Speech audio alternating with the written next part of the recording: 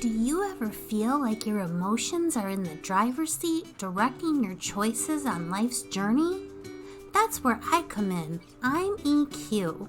That stands for Emotional Quotient.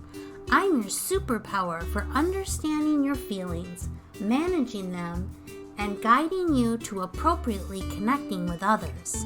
Let's dive into how you can grow your EQ and help you handle life's ups and downs. Let's begin with emotional regulation, the secret to staying steady when everything going on around you is pushing you off balance. Brad often feels like he's cruising along in life just fine, but other times he feels like he's in danger of veering off course. Brad needs to get out the manual and learn a little about himself so that he can maintain balance and stability in his life. So before we hit the road with Brad on his journey down the balance highway, let's take a quick pit stop to talk about something we all have: our brains. Yes, I know it might sound a little boring at first, but trust me, this is the key to everything. You see, our brains are like the navigation systems for our emotions, our actions, and how we respond to stress. But just like any GPS, they can sometimes get a little wonky. So we need to understand how the brain works. Otherwise, we might miss some of the exits, or worse, end up in towns like Inferno or Frostville. Hi, this is Terry. If you're enjoying receiving practical and pivotal tips in the videos that Mary Beth and I are providing, please like and subscribe and leave us a comment. Let's learn to float through life's currents with resilience and grace together. The brain is the command center of your life. It's constantly working behind the scenes to keep you safe, help you think, and guide how you respond to the world. But here's the thing, it's not just one big machine. It's made up of different parts, each with its own job, but sometimes they don't work together as smoothly as we'd like. And here's why that happens. The limbic system, often called the emotional brain, is the part of your brain that handles emotions, memory, and survival instincts. It's powerful and it's quick to react, especially when it senses a threat. Imagine that you're driving on the highway and another car swerves in front of you. Immediately your body will react. Muscles tighten, heart races, rapid breathing, maybe even sweaty palms. Even though that car has moved away from you, your body is still responding to that moment. That's what keeps you alive when danger is real. But it can also hijack your thinking if it overreacts and you remain in that hypervigilant state. Then there's the prefrontal cortex. That's your logical brain. This is the calm, rational part of your mind that helps you solve problems, make decisions, and stay focused. It's also the home of your moral compass. Ideally, it works hand in hand with the emotional brain, keeping you balanced and in control. But when a strong emotion hits, like stress, fear, or anger, or that car that swerves in front of you on the highway, the emotional brain can take over, and the logical brain gets pushed into the background. This shift from logical to reactive activates your body's nervous system by releasing chemicals into your body, and these activate the sympathetic and parasympathetic, or hot and cool systems. These are like the gas and the brake pedals of your emotional car. The hot system is your go mode. It revs you up for action when you sense danger or stress, the muscle tension, rapid heart rate, and breathing when the car swerves in front of you. That's your fight or flight system. The cool system is your slow down mode. It helps you relax and recover. Both are essential, but if one takes over for too long, it can throw you off course. The key to navigating life's challenges is learning how to balance these hot and cool systems in your emotional brain so you don't get stuck in fight or flight mode or shut down completely. Balancing the two parts of his emotional brain allows Brad to continue to have full access to his logical brain. Let's see how he can do this. Brad's brain is a powerhouse. Every second, it processes an estimated 11 million bits of information from his surroundings, sounds, sights, smells, and sensations. But here's the catch. Brad is only consciously aware of about 50 of those bits. As Brad drives along the Balance Highway, his brain is like a GPS, managing everything from roadsides it sees to the hum of his car engine, all while deciding what's most important to keep Brad safe and on course.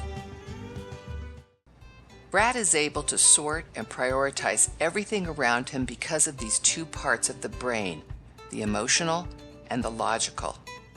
His emotional brain acts as a radar, always scanning for anything that looks like a threat, while his logical brain helps him make good decisions.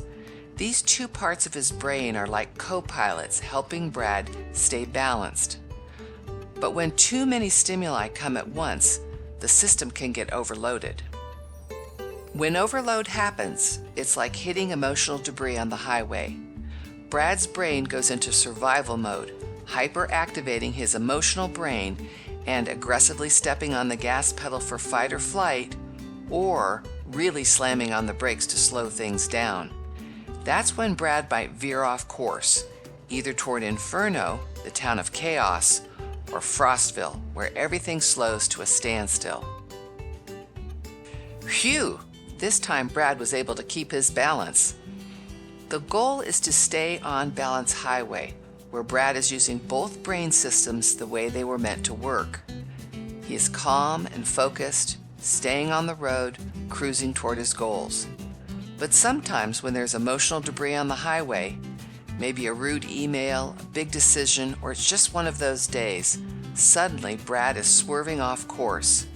His logical brain is going into the back seat, and the emotional part of his brain is driving to either the fiery town of Inferno or the icy, frozen Frostville.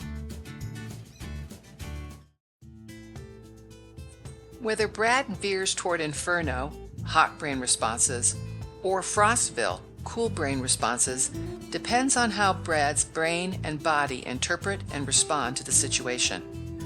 Brad is headed to the Inferno exit on the Balance Highway if his brain determines that the situation feels urgent, dangerous, or stressful.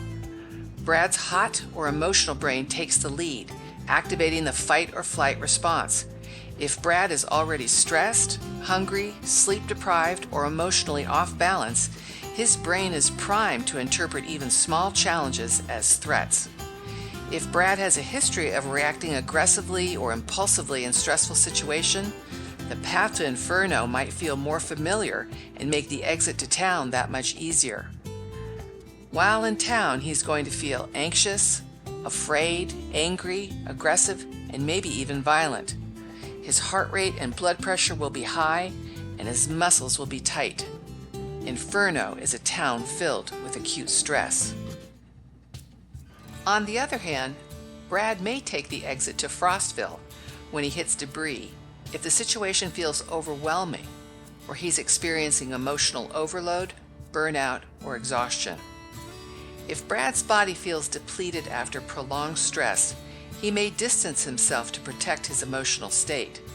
This leads to a freeze or shutdown response, and as Brad veers toward Frostville, he'll experience a state of withdrawal, low energy, and disengagement.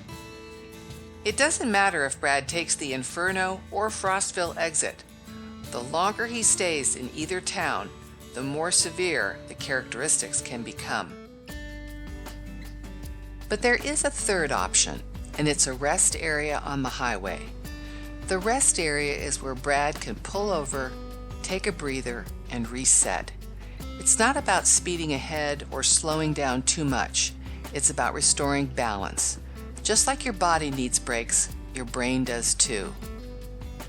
The brain has an incredible ability to reset when we give it space. When Brad takes a moment to pivot, whether it's through deep breathing, mindfulness, or simply stepping away from the situation, his nervous system gets a chance to restore balance. If your car has trouble starting, turning the key again or restarting the ignition can often solve the problem. Brad can also do a few things that can help him restart his ignition and bring his brain's focus back to the present moment, letting him regain control and get back on track. Regardless of whether Brad's body wants to exit at either Frostville or Inferno, There are practical things he can do at the rest stop to help himself restore balance again. Activities like deep breathing, progressive muscle relaxation, mindfulness exercises, stretching, and walking are all helpful to reset our nervous systems. Taking as much time as he needs for a pit stop is the key to Brad taking control of the wheel, re-entering the balance highway, and getting to his destination successfully.